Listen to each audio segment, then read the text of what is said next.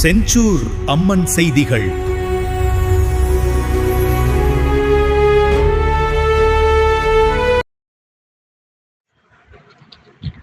வணக்கம்.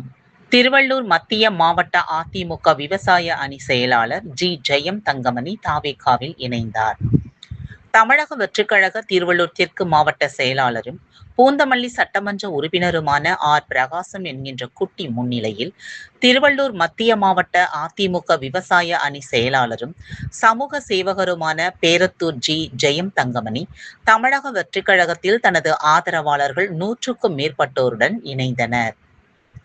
சட்டமன்ற உறுப்பினர் வேண்டுகோளுக்கு இணங்க பள்ளி மாணவ மாணவிகளுக்கு நோட்டு புத்தகங்கள், பேனா, பென்சில் ஆகியவற்றையும் வழங்கினார்.